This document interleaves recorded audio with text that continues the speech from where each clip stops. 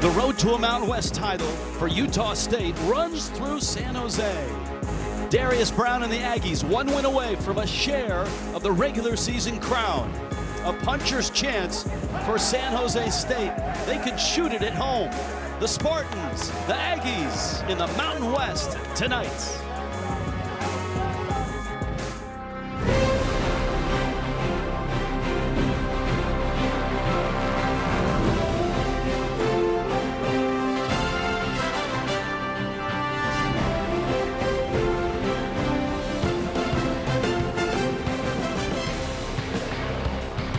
On the campus of San Jose State tonight in the Mountain West, number 22, Utah State with a huge opportunity tonight. And the Spartans are home and looking for a win. And in the Mountain West, a terrific year. Jerry Palm has 6 of these teams in the NCAA tournament right now. But for Utah State at 12-4, a win tonight gets them a share of the regular season title. Hi everybody, Rich Waltz along with former All-American at Gonzaga, Dan Dickow. Number 9. That's where everyone thought Utah State was going to finish this year at the start of the season. No doubting them now.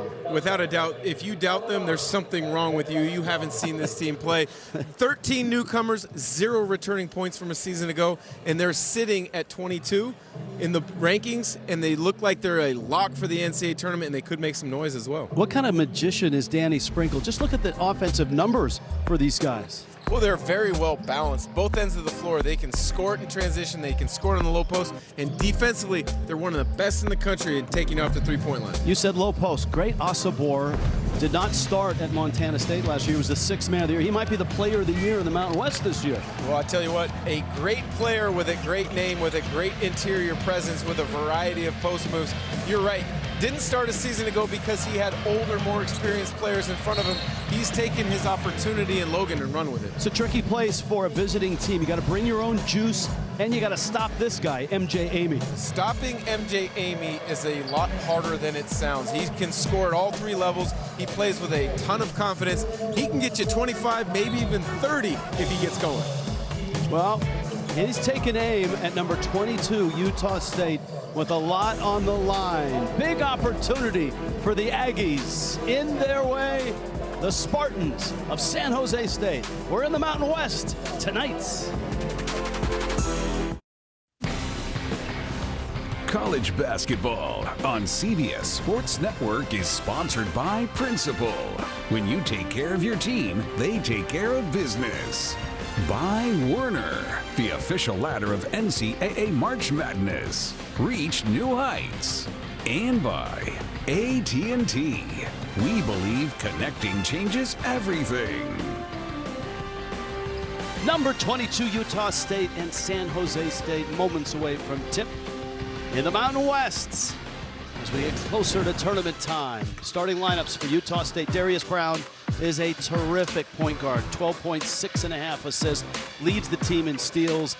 Alvaro Cardenas is an outstanding point guard. That's a good matchup on the left side of that page all night long. Tim Miles in his 3rd year. Last year, 24 wins, 14 losses. They were 10-8, 5th in the Mountain West. A little more adversity this year. This guy, Danny Sprinkle, former Montana State Bobcat star, worked as an assistant, got the head coaching job there. In the last 2 years, he took the Bobcats to the NCAA tournament, and he has done miracle work with Utah State. 13 different players hadn't played together before, but they are 1 win away from a regular season share of the title. And Greg Nixon, one of the officials, points out the shot clock has to start.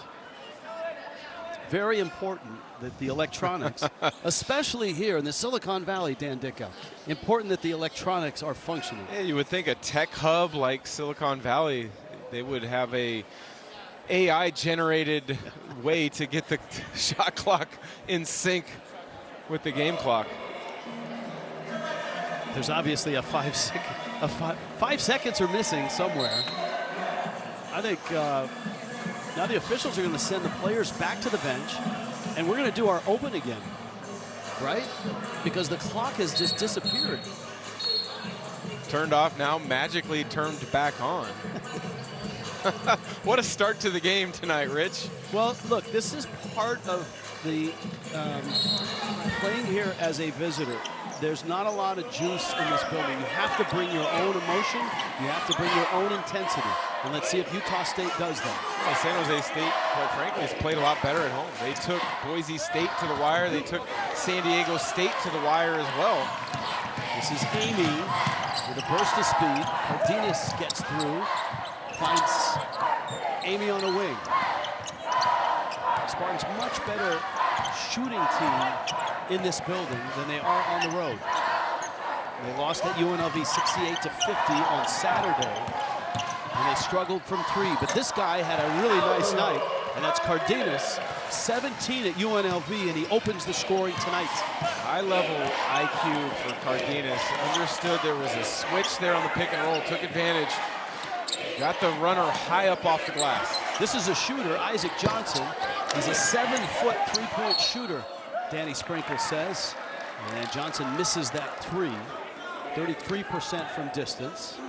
Of course, Asabor is the big inside, so Utah State going with the two bigs and the three guards. Dan Dickow, your keys. Utah State, I think they need to execute offensively to keep getting into the flow going into the postseason. They need to limit the threes of San Jose State, who relies upon that opportunity from deep. And for the Spartans, they must rebound.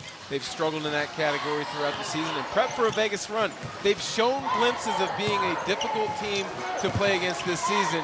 Who knows? Maybe Vegas, they can get hot. If that guy is hot, it's a good night for the Spartans. Tibet Gorner has been in a shooting slump. He's the all-time leading three-point shooter in school history. And he drops that one in. It's a three-point lead. Yeah, he has struggled. Had 32 in a game earlier in conference. Since then, he's only had one game in double figures. They'd like to get him going. Pick and roll with Johnson, and he finishes. And the assist goes to Darius Brown. Brown, top 10 in the country assist to turnover ratio.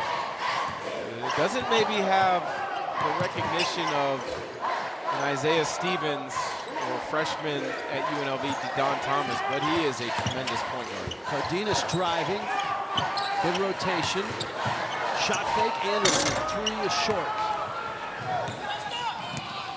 Utah State will run if given the opportunity. They're averaging almost 80 points a game. Brown bangs it home, 38% from distance. He was the Big Sky Defensive Player of the Year last year at Montana State, and he might be a first-team All-Mountain West pick this year.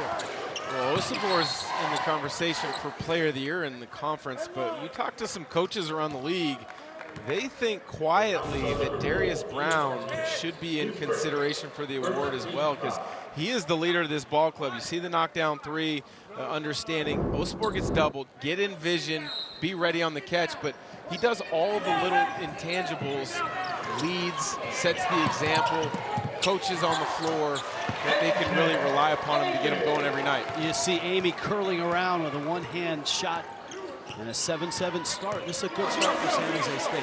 They've been getting buried early and trying to dig themselves out. That was the UNLV game and the game against Utah State up in Logan. And Ian Martinez coming off a big game, 21 against Air Force with a bucket.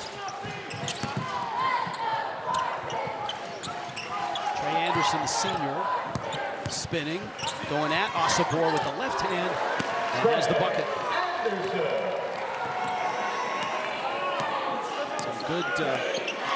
Good shooting, good fluidity in this game right now. Martinez, shot fake, pull up, mid-range shot. Let's see if the Spartans can push tempo. Falslev. Turnover. Martinez. Over Cardenas. That's where I think Utah State can be at their best. They want to get out and play fast. Martinez, Falslev, really good in transition. Darius Brown, terrific in drag screens, so when you don't get a full head of steam, but you still can flow into quick action such as pick and rolls, he can be a problem for the opponent. Diogo Seixas lost that bounce pass. And a whistle and a foul. Asabor going hard to the bucket. Trey Anderson put it in the spin cycle with the left. Ian Martinez, not to be outdone, gets out in transition. The nice finish. Utah State up 2 early. Utah State didn't return a single point, rebound, or assist from their rotation last year. Parts is parts, they say, but these parts have fit together, and this is a championship run for the Aggies, Dan Dickow. Danny Sprinkle's done a masterful job of blending the parts that he brought in from a number of different places, and they've clicked on the offensive end. Defensively, they've been very good, but I think where they've been best in close games, they've been able to close, and a lot of it's due to that man, Darius Brown. Yeah, Sprinkle gives Brown a lot of credit. Brown was his point guard at Montana State, and it really helped in the summer that Osibor, who's at the line, and Brown played for Sprinkle. So when Sprinkle started working guys out and ran through a rugged summer camp, everybody kind of looked at Brown and Osibor and said, what's up with this guy? And they just said, hey man, this is how he does it. And everybody bought in with those two guys kind of being the foundation of all the parts. Everybody kind of fit in around them. Yeah, very important to have, big parts of what you deem as your future in the upcoming season to buy in, especially so early on. And then not just that, but set the example, set the tone, which is what Brown did. Martinez almost lost it. Osibor is held and still scores, and there's no whistle. You can't let Osibor get that low of post position. I mean, he is literally head underneath the rim. There's nothing you can do to stop him. He absolutely ate them alive earlier this year, 31 and 12, and he drew 12 fouls in that game. Talk about putting your imprint on a game. He absolutely did that. Christian Wood now for San Jose State has checked in. He'll get the assignment. He's a walk-on from San Francisco who's begun to play a lot more since that first matchup against Utah State, simply because he's a terrific athlete who really rebounds.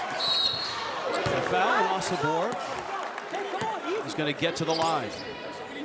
Well, coaches always want their bigs to run to the front of the rim and create a problem. Osibor, one of the best in the country at it, not necessarily straight to the rim in transition there, but defense turns their head, ducks in directly in front of that rim, makes himself available. You catch it that deep, it's almost an automatic 2 points or a foul. Many times with Osibor, it's both. He's different than Jade Ledee at San Diego State. There's two different styles, but equally effective in the paint. Absolutely.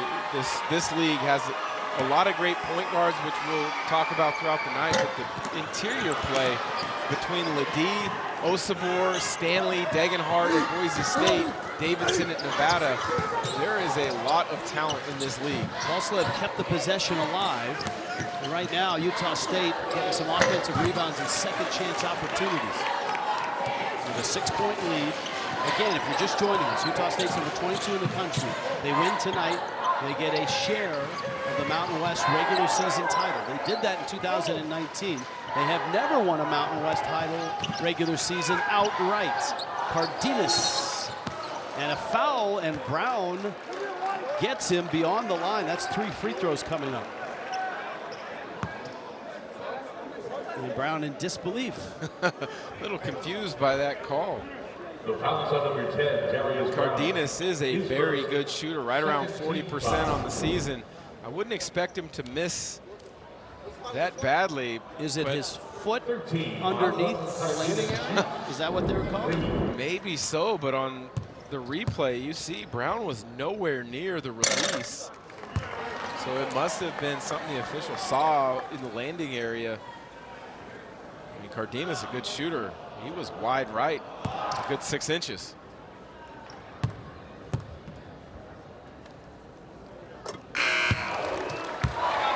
And Cardenas missed the first, has the second, gets one more. Here's a look and see, let's watch the foot, the landing area for Cardenas. And I think that's the foul.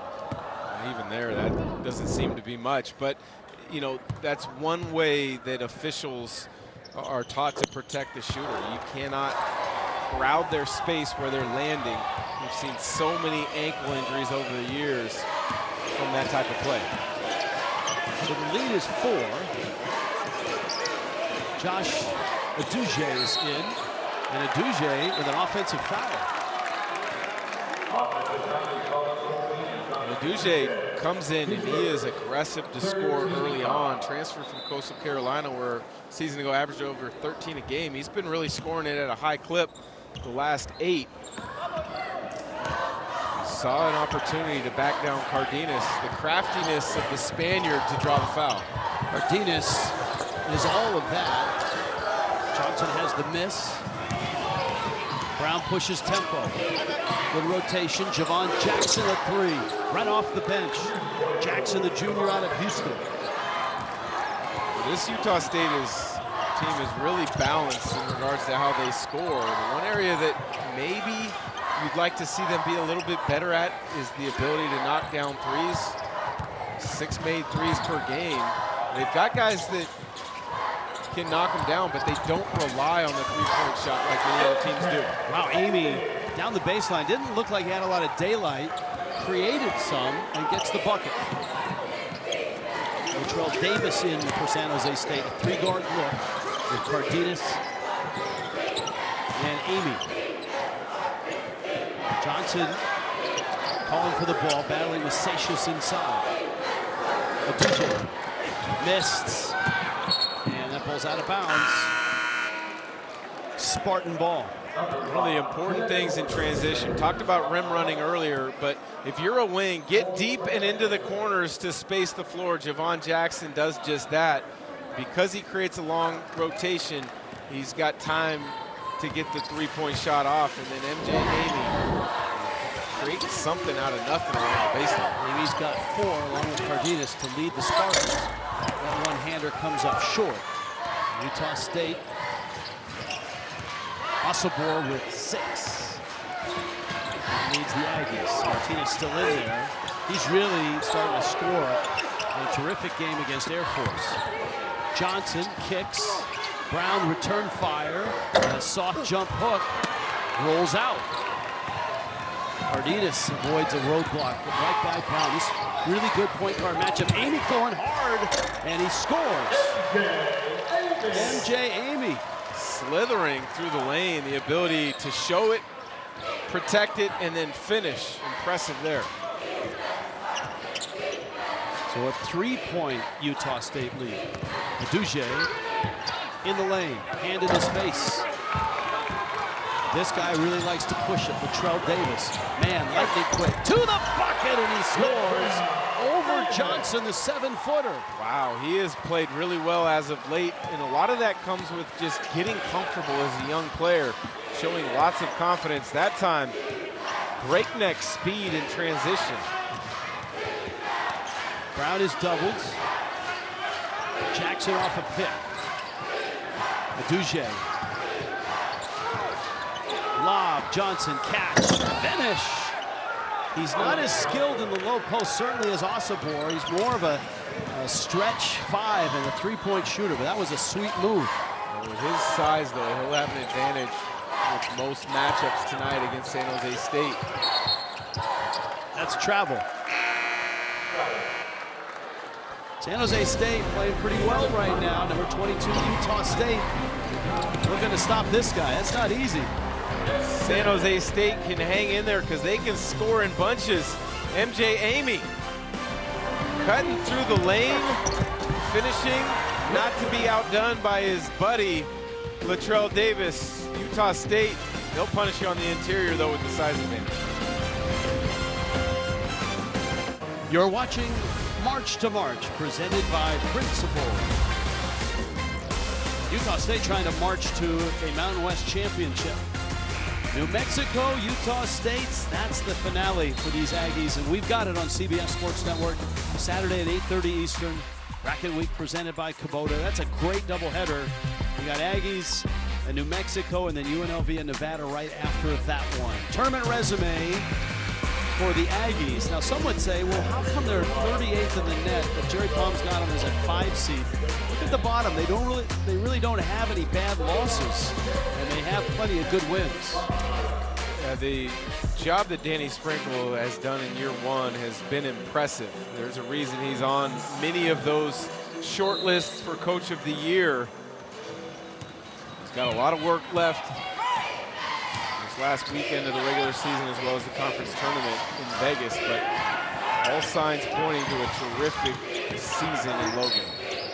Falslev and Osobor back in for Utah State, and right away, Osobor is fouled. Now, again, when these two teams met earlier this year, Osobor went for 31 points, 12 rebounds, drew 12 fouls, and shot 19 free throws. Well, Brown was wide open. That was a late pass from Jackson. I would say those numbers from Osobor are pretty good. San Jose State now in a zone, which we'll see how the Aggies attack it. They worked quite a bit on it in the zone or in shoot around today, how they want to attack. Quick ball decisions, quick ball player movement. Duje went down after that shot. Nice dump there. And a left-hand runner from Satius. And Duje is limping towards the Utah State bench. I think he was expecting contact and didn't get it. Expecting contact, you're right. Didn't get the foul, didn't get the contact. Landed on his backside. That does not feel good, I'm sure. They're a team that's stayed away from major injuries throughout this season. Hopefully it's nothing too serious and he can come back here this evening. And Martinez back here with Javon Jackson, Brown in the backcourt. Osobor's doubled, man from behind, and they're called a foul. It looked like a held ball initially, no whistle, and then a foul. Terrific double team from the baseline side from Garrett Anderson. Another look at it. Surprised Osobor. He never had two hands on it. That's why they didn't whistle it as a held ball. Never had two hands. Looked as if he came across the forearm a little bit as well. But Jackson, a corner three there in front of the Spartan bench for Utah State. Yeah, he's got a couple coming off the bench. Amy got his man rubbed off on a screen, and he buries, I think, a three, but they're going to review it when they get a chance. The initial signal was three, but the official also rolled his hand around like, I want to see that during the break. Osobor, and that's turned away. Davis into the corner, and a corner three there is off. That was Garrett Anderson with the shot. He has struggled this year. He's 5 of 31 from distance, and Falslev with a great catch. That's a really nice transition bucket for the Aggies. Well, a terrific throw-ahead pass, but Falslev will surprise you. He's had a number of plays in transition this year where he's caught guys sleeping, and he's dunked or made spectacular plays such as that one. Amy. Oh! He plays so hard. And sometimes when you're a scorer on a team that's not great, that's not the case. But with him, he plays hard on both sides of the ball. A lot of the coaches around the conference talk about that. Falslev going to get to the line. Now back to that three that I think the officials wanted to see. Clearly behind the three-point line. A good recognition of the switch to take advantage of it. And Darius Brown, there's a reason guys love playing with him. Point guards that throw the ball ahead essentially encourage guys to get out ahead, and then you become an even more difficult team to stop because you're worried about getting back in defensive transition at all times. That in turn allows the drag screens that they run a lot with Osobor and him to create more opportunities. Duje on the bite. There's two players, one on each side, that really ignite the break on both these teams. Latrell Davis is the guy for San Jose State, and Mason Falslev is the guy for Utah State. When they can get it, they can go from rim to rim in the blink of an eye. Amy goes down, and he's tripped. Let's see who the foul is on.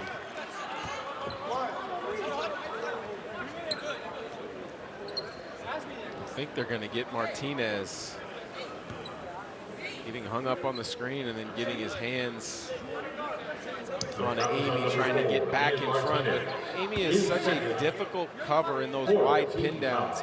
He does a good job of changing speeds, changing directions to not just set up the screen, but come off the screen. And then he's so strong that he's really hard to knock off his line. Amy on the inbound. That's the igniter. That's Davis. and sometimes he speeds up a little too much. He's got one speed right now. Yeah, you beat me to it. He's got one speed, and that's attack the rim. And a lot of times for young players who are as athletic, strong, quick as Davis, you have to kind of pull their gear shift down just a little bit and say, hey, change the speed, change the direction. Allows that speed and the strength to become an even bigger advantage. It just takes a while for a lot of young players to know that. Utah State with a 3-point lead. The Aggies are number 22 in the country. In the net right now, Utah State has 38. Jerry Palm has him seated as a 5. And here comes Cardenas.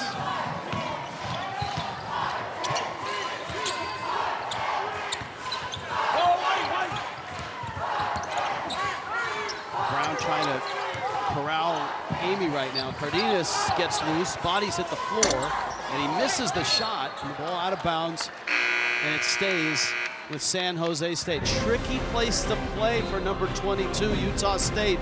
Right now, a slim 3-point lead.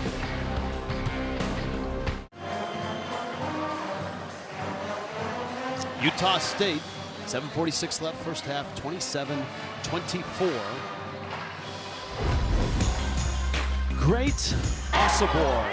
He's from England, the transfer from Montana State, and he's been a force this year. Yeah, he's been terrific. He does a nice job of making himself available on teammates' dribble drive opportunities, and then I think where he might be as good as anybody in the league is ducking in that post up right underneath the rim, just creating foul opportunities, foul pressure against his opponents. He's reaching new heights, Dan Dickow, and it's brought to you by Werner Ladder. You can see the points, good from the field, best rebounder in the conference.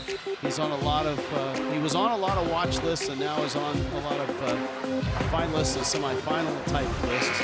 And the funny thing is, he was the 6th man last year at Montana State. That was a really good team, and he was playing behind a really good player in Raekwon Battle, who ended up in West Virginia and was averaging 17 a game. Yeah, think about the Big Sky a season ago. He wasn't even first team all-conference. He was 6th man of the year. 2nd team all-conference. Dalton Connect at Tennessee, who very well could be first team all-American. San Jose State draws a little closer. Trey Anderson, you're right. I mean, the Battle was there. Dalton Connect was there. Steel Venters, the Gonzaga 3-point shooter, was at Eastern Washington. He was the MVP of the league. And obviously, with the knee injury, we haven't seen much of him. He's going to be an impact player when healthy next year. Yeah, he really kind of put Gonzaga in a little bit of a bind with that injury of having to play Dusty Stromer as a freshman, big minutes early. Obviously, they've adjusted, changed the starting lineup, and since Gonzaga has been nearly unbeatable.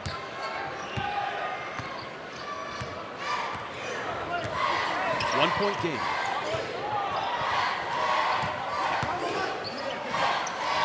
Cardenas against Osabor. Amy, that's a 3. It's short. Brown has the rebound. Amy's not able to knock it down, but San Jose State trying to force switches and then keep the floor spread, attack the paint, drive and kick for 3-point opportunity. They double the post. Jackson rotates. Brown's open. There's his 3, and that's good. He does everything for them. He is the heart and soul. He shoots 3s. He defends the best guard. All of it. And in close games, he makes decision-making plays. Multiple times this year, he's made either game-winning shots or game-extending shots. You love to have that type of player on your roster. Cardenas is faster than you think he is. The Spaniard, a good first step there. And the lead is 2.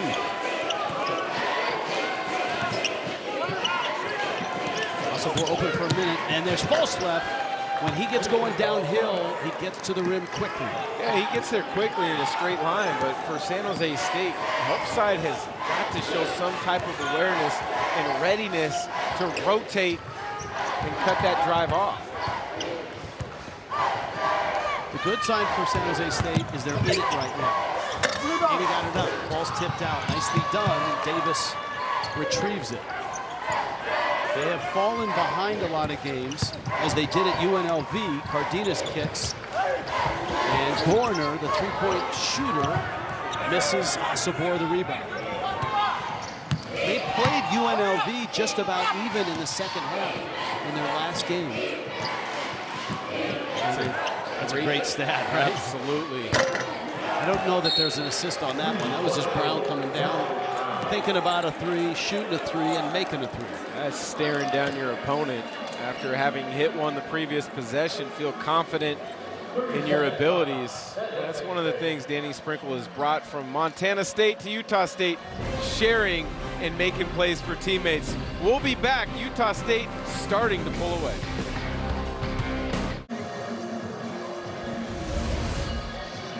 You're watching March to March, presented by Principal. We are in San Jose.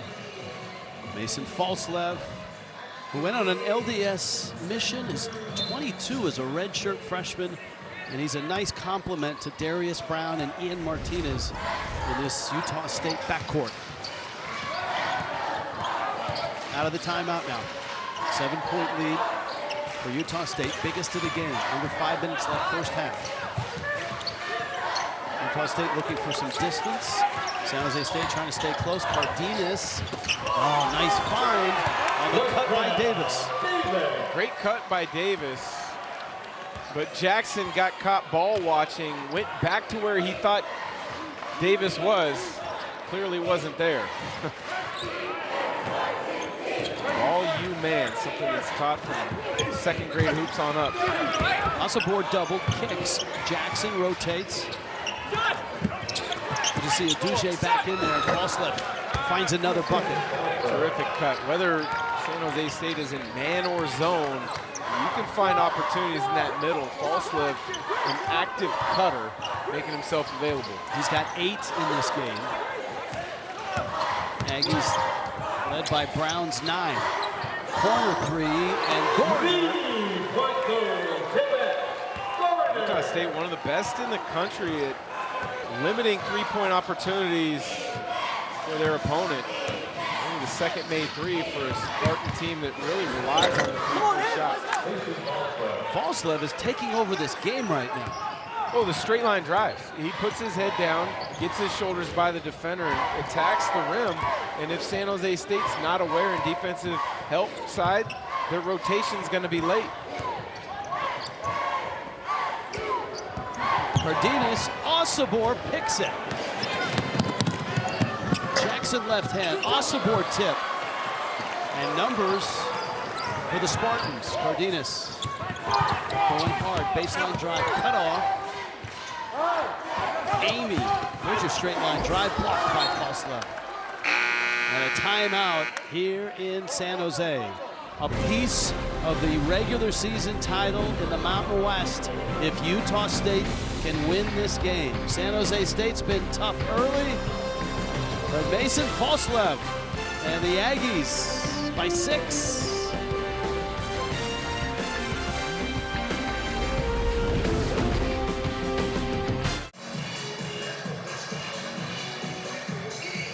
Big night for Utah State. 6-point lead for number 22, the Aggies, here in San Jose. Coming up, AT&T at the half. Adam Zucker, Wally Zerbiak, John Rothstein, and Gary Parrish. Latest news and notes to give you their take on these last frenetic 4 days in the Mountain West. Last night was a crazy night as well. It's coming up at the half, and we've got a great Saturday as well to finish on CBS Sports Network. 2 really good guards, right? You've got Brown, who's a point guard. He can dish it, already 6 assists. And Amy, who's really the guy who creates his own shots for San Jose State. Well, both coaches rely on those backcourt players in different ways. Brown sets the tone, sets the table for others, and Tim Miles needs Amy to be aggressive to score. When he is scoring, he makes the game so much easier for others because it creates space and opportunities for Cardenas, for Gorner, for Trey Anderson.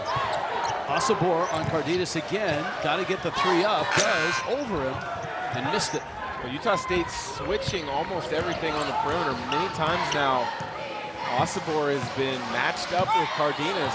done a pretty good job. A few possessions back, came up with a steal at the top of the key. Falslev finds Oduje, and he hits a three. And Utah State is living large from the three-point line. They're 6 of 11. Make a comment there. Don't rely on the three-point shot. Earlier in the broadcast, they only average 6 per game. Well, guess what? They've made 6 now here in the first half. But when they make 7, they're almost unbeatable this year. Well, there you go. Amy off the screen, poked away. Osibor got it. Look at Falslev is everywhere. Brown up the floor. Falslev will lob it in, and Osibor's fouled. He had 2 guys draped on him. Well, Cardenas, as a point guard getting back in transition, does the right thing and matches up with the rim runner Osibor there.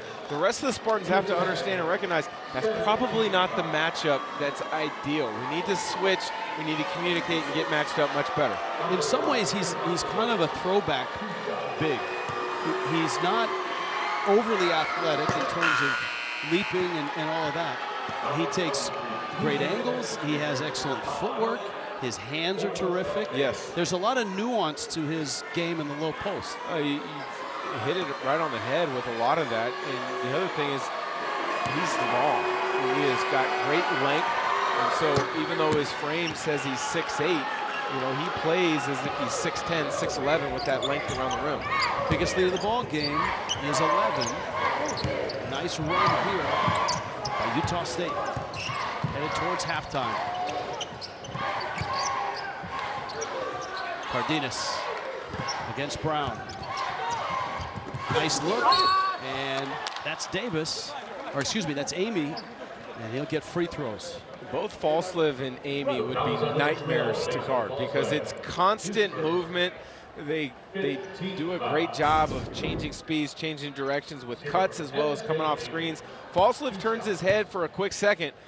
MJ Amy cuts to the rim, gets himself to the line for 2, where on the course of the season, he's been pretty darn good, right at 80%, puts so much foul pressure on opposing backcourts. Cardenas already has 5 assists in this game, and Brown has got 6. We've talked a lot about Brown and the calming influence, the leader that he is, but Cardenas, I think, is kind of one of the unsung players in this league. If San Jose State was having a little better year, I think he would get a lot more acclaim. And that's another assist and another 3. The Utah State's lead balloons up to 13. Amy got it. That's a 3. Danny Sprinkle told us today, Dan, one of the things he wants more from his guards, since they're packing the paint on Osibor, is to kick and find three-point shooters, and they're doing that tonight. Good job, quick decisions, particularly that last possession, and now this current possession. San Jose State goes to a zone. A lot of times that's a stop sign for many offenses. At that point, you have to play out of concepts. Quick decisions with the ball, great spacing, make 2, defend you, find the open man. 54 seconds left. I mean, look, the guards in Brown, Falslev especially, and Ian Martinez are good enough that when they penetrate, they can finish. The problem is if you've got 2 guys in there with Osibor, it's jammed up. And Danny Sprinkle said it's one of the reasons we're shooting 32% from the 3. We're not getting those clean looks like other teams get. Tonight, they're getting those. They're getting those, and they're also knocking it down. Zone look, why not? Bang! That's a long 3. 50-37.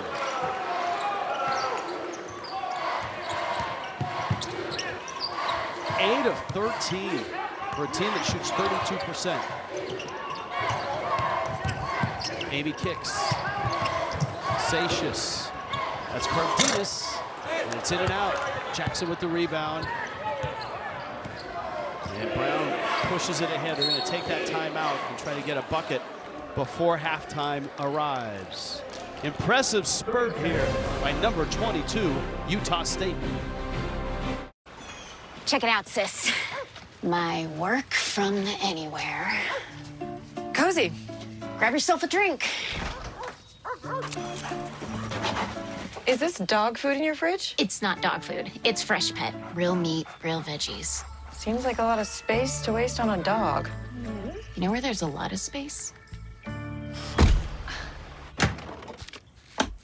You're all the family I need. Fresh Pet. It's not dog food, it's food food.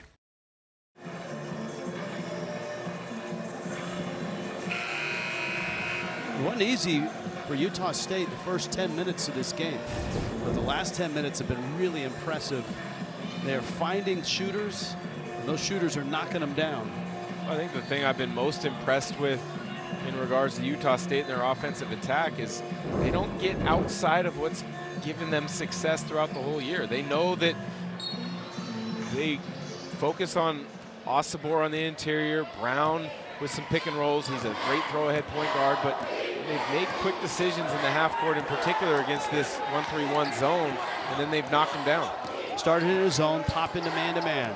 Brown thinking, Falslev will take the three and hit it. Wow, what a half. What a last 10 minutes of the half for Utah State. 9 of 14 from distance. A barrage of threes to end the half. The whole Utah State Aggie team looking like one of our studio analysts, Wally Zerbiak. Oh, he's coming up, AT&T at the half with Wally and company after the break. Utah State with a great run and a big lead. You're watching college basketball on CBS Sports Network. Halftime in San Jose. Big opportunity for Utah State. They're 22 in the country. Win tonight, they get a share of the regular season title in the hyper-competitive Mountain West. Rich Waltz along with Dan Dickow. This was an even game through the first 2 minutes, or 10 minutes of the first half. But man, all of a sudden, Utah State hit another gear. They did hit another gear. And talking to Danny Sprinkle, his shoot-around today, he loves this team, but there are still some things he would like to see them improve upon, namely being a consistent three-point threat. They definitely showed that today. 9 of 14 from beyond the arc in the first half. Yeah, and early, San Jose State rode MJ Amy to stay even with the Aggies. Well, he's such a good scorer. Recognizes a switch, takes advantage of it by creating space, and then his ability to attack the rim and finish as an undersized guard is impressive. On the flip side, we talked about the three-point shooting. They got him in any which way that you can imagine. Double post, swing it to an open shooter. Dribble penetration, make the extra pass, being spaced in the corner. Lots of guys got in on the action from beyond the arc in that first half. Yeah, 9 of them, which is way past what they average per game. And for Utah State, Falslev hit that last one in the AT&T game summer. You can see the three-point shooting. The assists are really terrific. 16 assists and 19 field goals for Utah State. San Jose State's got 9 assists already. And we'll see if San Jose State can make a run and get back in this ball game. First possession to the Spartans. This is where, for San Jose State, you want to see them play with a lot of pride. They've been in games this season. They haven't been able to close them out into victories. That's an offensive foul on the first possession by San Jose State.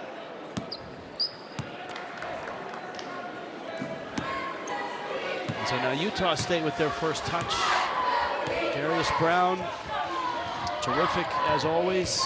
12 points, 4 of 4 from the field, 4 of 4 from distance, 8 assists, and no turnovers. That's about as perfect half as a point guard. If they back off you, you hit 4 of your 4 threes.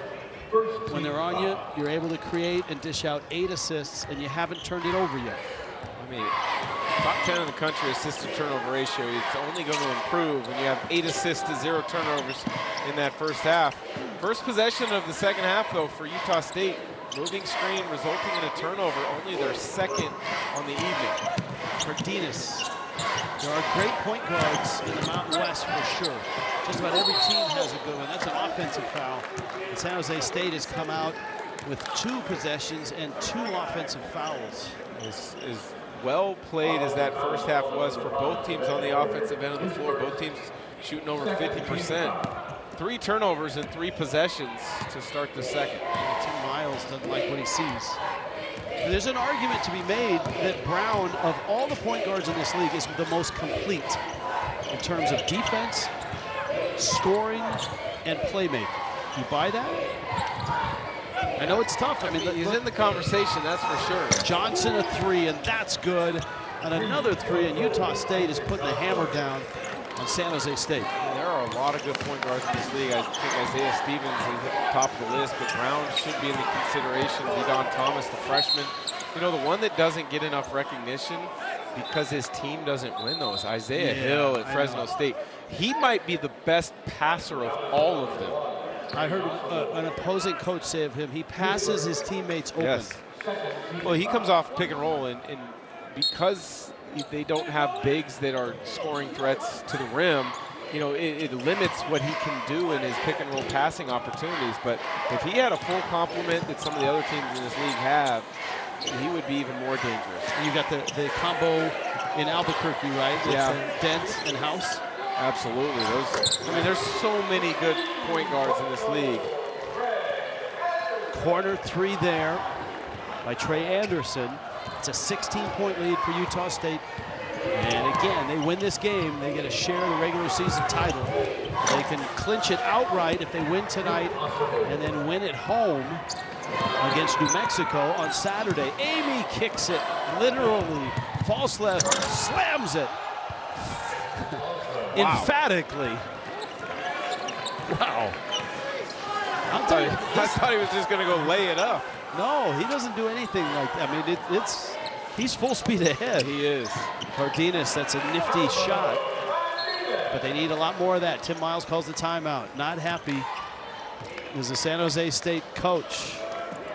Mason Falsleft. If you don't know him, you better start familiarizing yourself with this guy. Redshirt freshman, local kid, Cache Valley. And right now he's having a big night.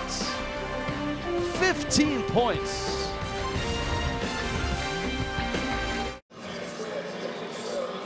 Tomorrow night, 9 Eastern, Conference USA. Sam Houston takes on conference leader Louisiana Tech on CBS Sports Network. It's 9 Eastern standings. There they are. Sam Houston, Louisiana Tech, 11-3, 11-3. I would say that's a pivotal matchup there. Pivotal matchup's been this whole last 2-3 weeks in Mountain West play. False left kicks. Dugier misses the three, and the rebound to MJ Amy. First three that didn't look as if it was going in for Utah State tonight. 9 in the first half. Only twice this year have they been in double figures. They made 10 against Santa Clara, and then 11 in the game. Excuse me, 11 against Santa Clara, 10 against UNLV. So they're knocking on the doorstep and doing that for the third time this year. Asabor has been doubled and tripled, which has opened the three-point shooters throughout this game. Asabor has 10 points, 6 rebounds, couple of assists. Utah State has a history and a successful history with the players from England. RJ Irock, Dan Akin, and of course that's Joshua Dugier as well, and he was buddies with those two guys. Asabor knew of them as well. Brown, three, got it. My goodness, what a night. He's 5 of 5 from 3. And has been perfect, tying his career high for threes now. They had a double-double in the first matchup with these two teams. 11 points, 10 rebounds tonight. He's knocking on the door of a double-double, points and assists, which would be his third of that category this season. Ball's poked loose. Not an over and back, but he's got 5 seconds on the shot clock. So Amy's got to get it up, and he does, and he hits it. How about that? It's that kind of night. You don't know what to expect, but both teams have shot it extremely well. MJ Amy, I told you in the open, he can score and score in bunches. Utah State's hit 11 threes, 11 of 17. Brown hasn't taken a 2-point shot tonight. He's hit all 5 shots, and they've all been 3-point shots. Timeout on the floor. Tell you what, Utah State is playing like a champion tonight. They are shooting threes and playing free and easy. We are back after this. Expert Moves brought to you by Principal. And I'll tell you what, this guy, Darius Brown, is having quite a night. He hasn't missed a shot. Every shot he's taken has been from 3. He's 5 of 5 there. 8 assists, no turnovers. Just an experienced point guard. Started his career at Cal State Northridge, then at Montana State. Followed Danny Sprinkle here, and he plays like a calm, collected veteran with the experience that he's earned over the years. Nothing has sped him up. He's been up for the challenge in big games throughout this season. He's been spectacular tonight. That kind of mirrors Sprinkle's arrival, right? He was an assistant at Cal State Northridge, and then 4 years as the head coach at Montana State. Wow. Man, this is just unbelievable.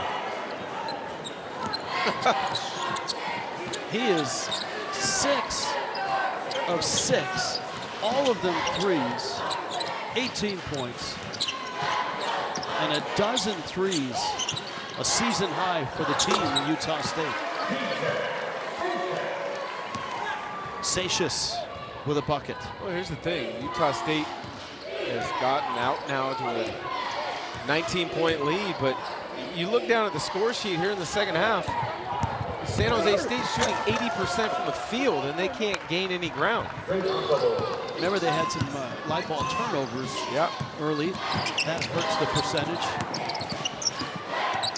Cardenas, who's a little like Isaiah Hill, I think, and then if he had a little more around him weapon-wise, his numbers as a point guard would stand out a little more.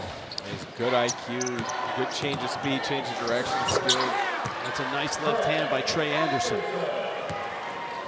Anderson fairly quiet tonight, 9 points now, but we're going to surprise some people in Vegas in the conference tournament next week. I think he's got to have a big game.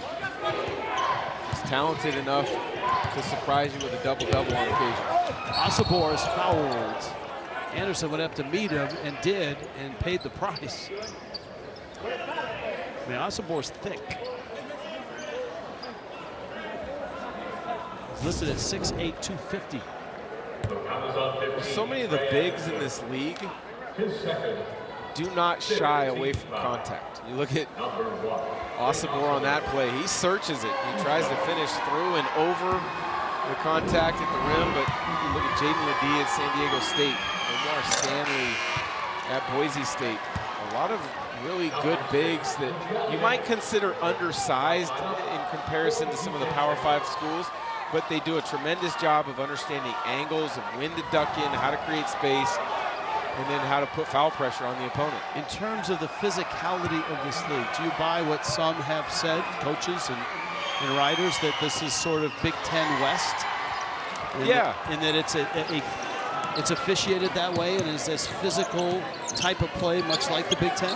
Yeah, I've heard that as well from a number of coaches. Big Ten West, Big Ten Light, whatever you want to call it. Very similar styles with many of the programs that play.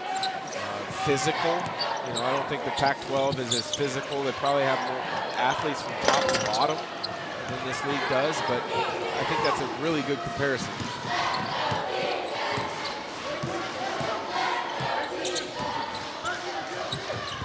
Aggies feed the post. Asabor's double. Kick it back out to Duge. Brown's waiting. He's wide open.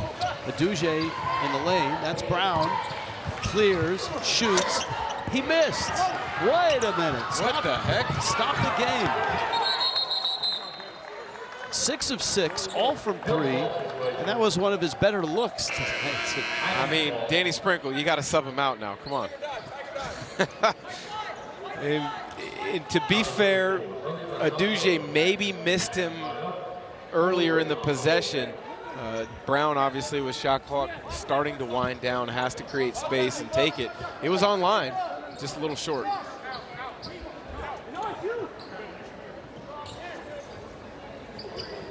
Now, baseline out of bounds. Utah State's really good at this. There was a great mixtape, so to speak, of their blobs, baseline out of bounds, on social media. And just fascinating to watch the different looks from the same set. This was more of a flat set than that. Nice look inside. And Khalifa Sacco He's turned away at the rim, but he's going to get free throws. No, you're exactly right. There's so many opportunities for basketball fans or young and upcoming coaches and players to learn through social media and the different platforms that are out there now. But you can pick out different parts of programs and coaches' philosophies, whether it's blobs, baseline out of bounds, sobs, side out of bounds, and steal them for your own use with your own team and in your own program. And there are a number out there that have shown great execution by Utah State. Are there Cobb's corner out of bounds? Well, I will say this. Every great coach has a play in their back pocket that they can go to in any circumstance, any situation, time and score, place of inbounds, if that's the case, that they can get a shot for 2 or 3. I like that, Cobb. Yeah. I haven't heard that. I don't know if it's in the Dan Dickau basketball glossary yet. But swing, ball fake, foot fake, shot fake, jab fake. We're getting there. Rise. Yep. Cardenas. Amy.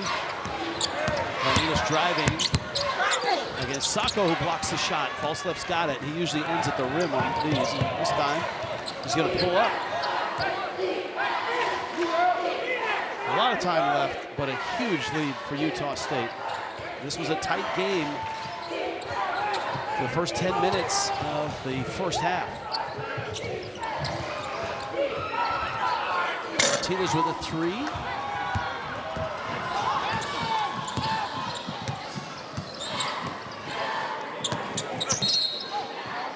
That's Davis trying to drive. He's fouled with just under 12 minutes left in this ballgame. Number 22, Utah State, looking good. Number 22, Utah State, up 20. CBS Sports celebrates Women's History Month, recognizing the outstanding contributions women have made on and off the field of play. And at San Jose State, they've got a really impressive roster. Diane Fossey, Gorillas in the Mist, primatologist, conservationist, known for her work with mountain gorillas. Julie Inkster, LPGA Hall of Famer, 3-time All-American at San Jose State. Jessica McClintock, award-winning fashion designer. And Amy Tan. The Joy Luck Club sold about 20 million copies in 25 different languages. All alums of San Jose State. Rich Waltz, Dan Dickau. Just 4 days left in the Mountain West. If you haven't been involved in the Mountain West, you still have time, right? This Saturday's going to be wild. And then the Mountain West tournament in Las Vegas is must-watch TV. Jerry Palm has 6 teams in the NCAA tournament. Gorner driving and getting a bucket. And we'll be there calling the quarterfinal night games. And the crazy thing, Dan, is the hottest team and the team nobody wants to play right now in the Mountain West is not one of the 6 that Jerry Palm has in the tournament. It's UNLV, who's won 10 of their last 11. Sitting at 77 in the net. We've got a big one on Saturday when they go up to Reno and play the Wolfpack. But it's one of those things, they're very talented. They can score inside, they can score outside. They got great point guard play experience. But they let a couple slip in the non-conference. They've got 3 quad 4 losses, which has really impacted their net ranking. I think a couple of those came before, and there's Amy who's fouled. And Greg Nixon, the official, I think had established position and takes the charge. But that's a hard call for an official to block charge on himself. Let's get another look at that. Officials, they get clips of I think I was whether out. they made the correct call or the incorrect call or their positioning. Let's see if we can get that clipped so maybe the officials can take a look at it in their post-game review. I think he said I was outside the circle, but I'm not sure because I couldn't see my feet. Yeah, he's trying to get out of the way. And down he goes.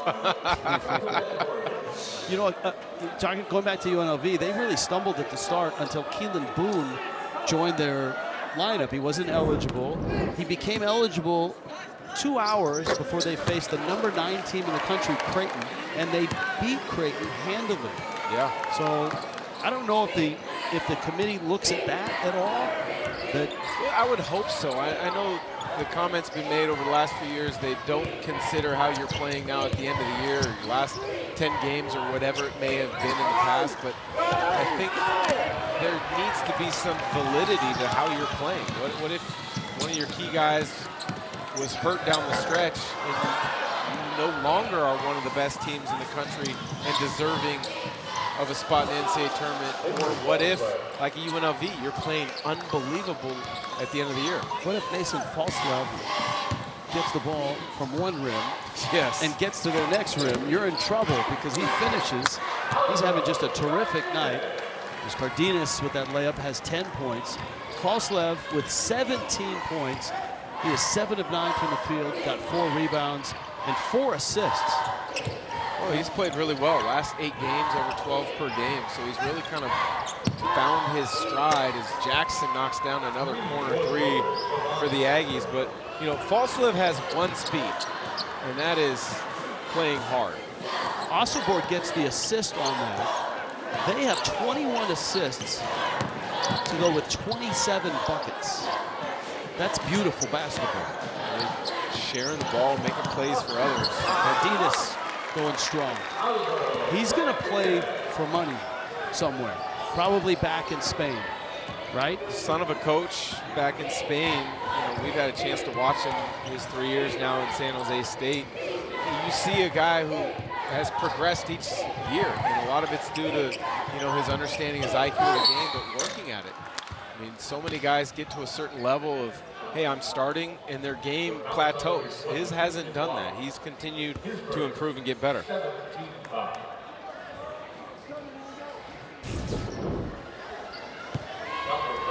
It's downhill. Reeds.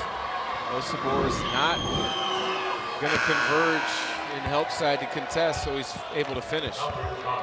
Yeah, I mean, again, Cardenas is a junior. He's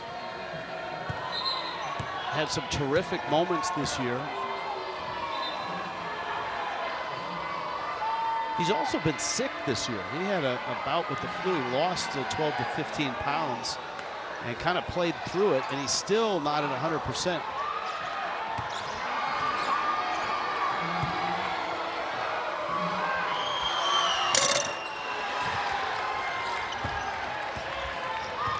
.74-57. There's a ton of time. Amy shot blocked. Osibor got it. Ball's loose. Anderson retrieves. Gorner loads up and misses the 3. That's his specialty. He's a 3-point guy. Tonight he's 2 of 5 from distance. Brown feeds Osibor. Put that on a recorded loop. That has been a staple of their offense this year.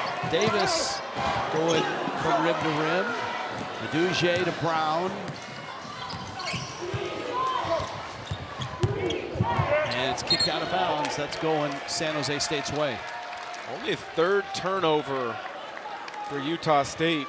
It's impressive with a little over 8 minutes left, just considering the pace that they want to play at.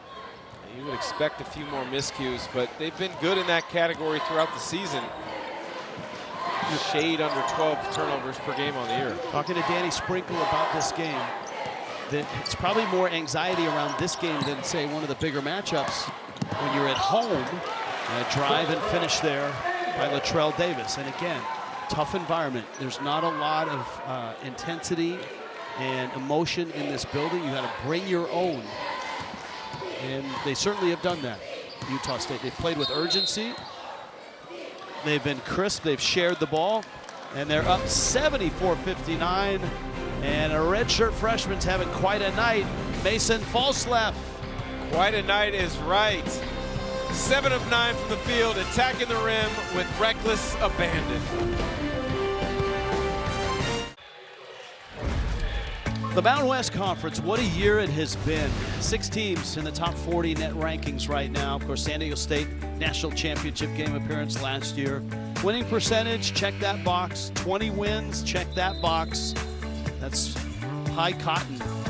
24-7 against the Pac-12 in the West Coast Conference. Where will these teams end up seed-wise? Jerry Palm right now projects San Diego State, with their loss last night, drops to a 4. Utah State comes in at 5. Colorado State and Nevada at 7. Huge win for Nevada last night. Boise State an 8 now. And New Mexico is a last 4 in. They may have to win a couple more games. Maybe obviously one of the 2 they've got left, and probably their first game in the tournament. I would agree with you. They have Fresno State at home tonight. They play at Utah State to wrap up the regular season, but this Mountain West tournament is going to be something to behold. It's going to be terrific.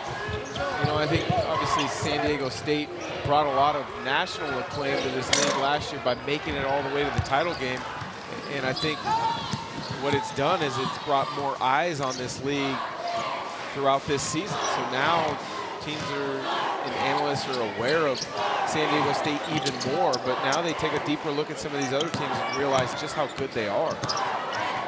Anderson backing in, left-hand hook, and Osobor clears it.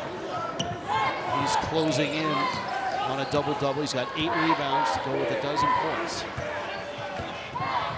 Brown. Utah State really sharing the ball well tonight. 27 buckets, 21 assists. For Tim Miles, a guy who can really coach, and he showed that last year when they went 24-14. He was the Mountain West Coach of the Year. He's been the Big Ten Coach of the Year back in 2014. This is one of the most ambitious jobs in all of college basketball. This at San Jose State. It has not been an easy place to win in this sport.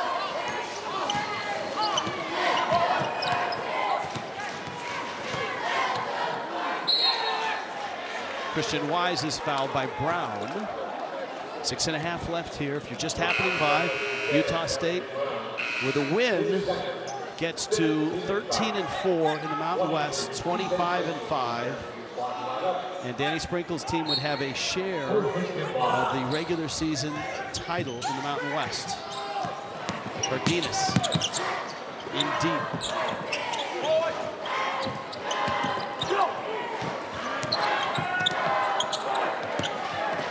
Anderson over Edouge has the bucket. Now, Utah State on Saturday finishes the regular season at home against New Mexico. That game is right here on CBS Sports Network. And Dan, you and I will have just a great matchup. UNLV at Nevada. Rivals, hated rivals. False left. That's a 3. His big night continues. That's the doubleheader. Utah State and New Mexico. UNLV at Nevada on Saturday night on CBS Sports Network. False left closing in on a career high 25, which he had against Boise State earlier this year. And the thing you got to like about him is, yes, he attacks in transition, he gets downhill, but as far as spacing and shooting it from deep, he lets those opportunities come to himself. He doesn't force three-point opportunities. Cardenas continues to play well in this game. He's got 14 to go with 9 assists and just 1 turnover.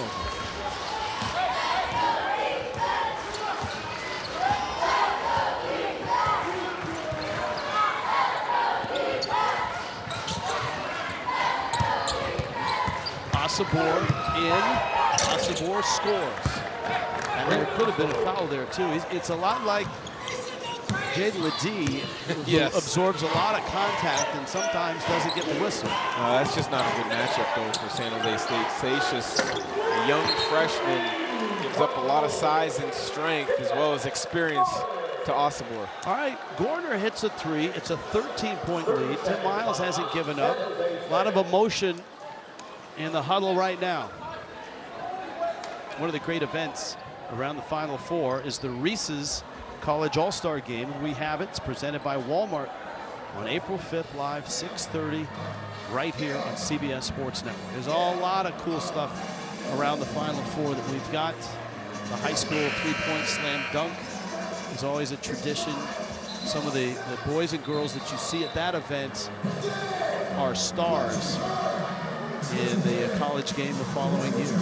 If, Dan Dickow, if the world came to a screeching halt and the tournament were tomorrow, this is what you're looking at. Utah State, the 1 seed, they get the winner of 8-9. Nevada and UNLV would have a rematch from their game on this Saturday night. Boise State would get either Colorado State or Air Force, and San Diego State would get New Mexico or San Jose State. It doesn't matter what your seed is. There's no easy path to the title game. You look at that 7-10 game. Colorado State, they were ranked, in the teens earlier this season. They've slid a little bit as of late, but that's a difficult matchup in Air Force, and the way that they play and the decisions they put you in on the defensive end of the floor. I mean, Colorado State's 36 in the net. Utah State 38. New Mexico's 29 in the net. Now, look, the net is the formula that mirrors the same that the selection committee uses. It's not the only criteria, so it's not always, hey, if you've got a great net, you're in. But generally, if you're in the mid-30s and below in the net, you're going to be in. So Nevada feels pretty good about that. Colorado State does as well. Yeah, I mean, if you're in the 30s, you are comfortable, or you should be, on Selection Sunday. Last year, the two teams that were highest in the net that were left out were Rutgers at 40, Oklahoma State at 43, and historically, since the net came about in 2019, NC State in that year 2019, they missed at 33 in the net. I think that's the best net that didn't get to dance. Correct, it is. But again, it's an imperfect system, but I don't think you're ever going to find a system or a process or a committee that makes everybody happy. It's a better system now than it was 10 years ago. It's hard to say. I mean, I think, it still favors the power conferences more than I personally would like. Having played for Gonzaga in the WCC, I do see that there is a lot of advantages to the power conferences, and they keep trying to build those advantages in by lengthening the amount of games that they play in conference to protect their own, so to speak. But some of the best moments in March Madness are when those upsets with mid-majors or now even low majors in 16-1 matchups occur. Falslev, runner, and it rolls out. Beat the clock. And a foul on the return fire. And that is the under 4 timeouts. 81-66, number 22 Utah State on top. Coming up next, coast to coast, the road to the Final Four continues on Inside College Basketball here on CBS Sports Network. We are mere amateurs when we talk about the net and the bubble and all that. We leave that up to John Rothstein and Gary Parrish. They live and breathe that stuff. If you need a three, you kick it out to Wally Zerbiak. NCAA tournament, according to Jerry Palm, last 4 in. You see New Mexico's on that line. Utah, Colorado, St. John's, first 4 out. Seton Hall, Iowa, Villanova, and Pitt. Jerry Palm does not sleep, much like John Rothstein, until May, and is updating his brackets after every night. This guy is something. I'm telling you, the kids love him. He's a local kid up in the Cache Valley, and apparently a lot of middle school boys are cutting their hair like him. The Falslev. The Falslev. They're calling it the Falslev? I don't know if they're calling it okay. that, but they're apparently asking local barbers, and you owned a string of barber shops at one time. I did. I want the Falslev. It's sort of I don't know how to. I think Dan Marley is kind of a it's a great similarity there. Thunder Dan. Yeah. Cardenas is having a magnificent night. 14 points, 10 assists. The 10 assists, and that's a great move there. I mean, I'm telling you, if this guy had more weapons around him, more people would be talking about him. Well, he does such a good job changing speeds, changing directions with, if you're not as athletic maybe as some opponents, and I'm not saying he's not good in that category, but when you have to change speeds, change direction to create space to give yourself an opportunity, you got to be great at those things, and he is. Brown is milking clock, shot clock down. Jackson a three, Why not? I mean, Jackson a career high 5 3-pointers tonight. And Utah State has hit 15 threes. An absolute barrage, well over their average of 6 per game. Darius Brown tonight has turned in a big night. All the threes that he hit early, hit his first 6. He's got 18 points, 9 assists, 5 rebounds.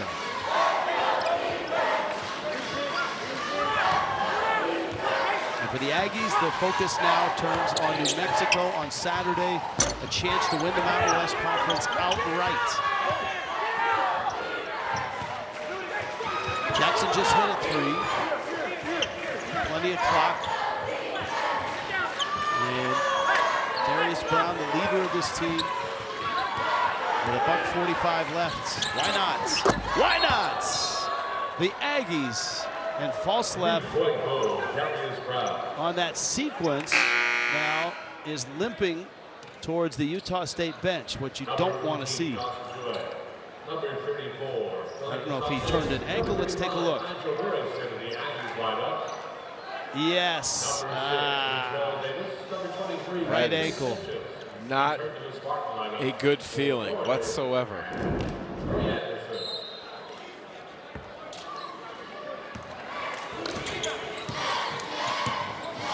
So that right ankle being tended to. Cardenas getting downhill again, and he's fouled. He'll get free throws. Falslev is a redshirt freshman, but because of the LDS mission, he's 22.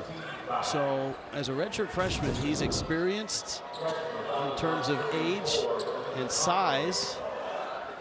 It's never easy to go on a mission and then come back and play right away. He took the redshirt year between the mission and this year. So he was in the program when Danny Sprinkle arrived.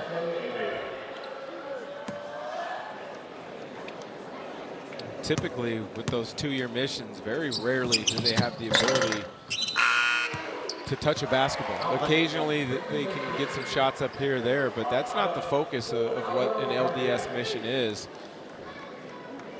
So when the players come back, it takes them a while many times to get their game back. It gets their physical fitness and their conditioning back as well.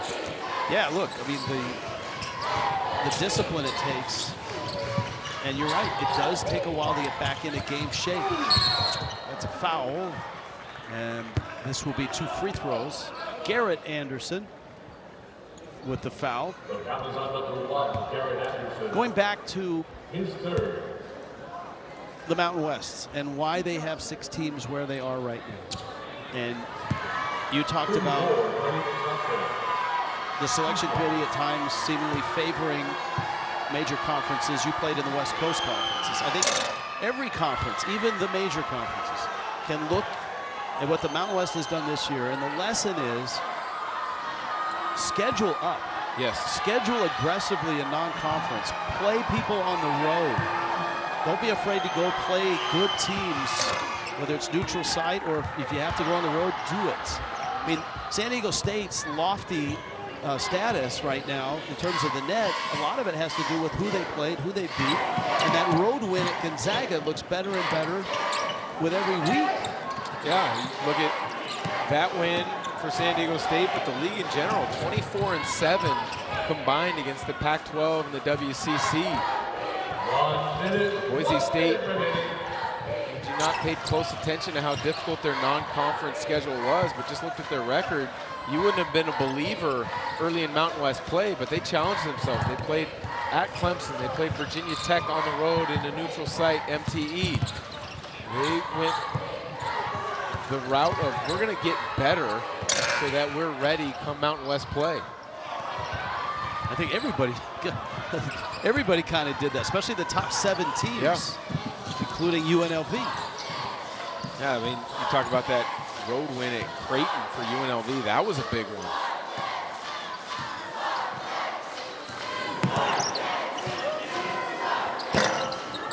Davis with a miss. Final seconds. A share of the regular season title in the Mountain West for Utah State. Still work to do. A chance to win it outright on Saturday. They have to beat New Mexico. Danny Sprinkle and company impressively. This is not an easy place to play. They came out and played magnificently. They shared the basketball. They hit threes. They defended. He's just the second Utah State head coach to win a regular season title. Craig Smith did it in his first year as well, back in 2019. Updating the standings. For Utah State, 1 game left. That's New Mexico, but they sit at 13-4.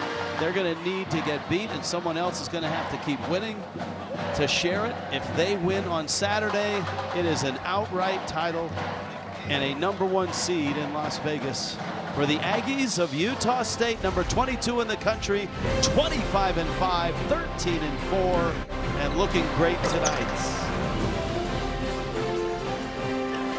Coming up, Inside College Basketball. For Dan Dickow, I'm Rich Waltz, and our production crew, good night from San Jose.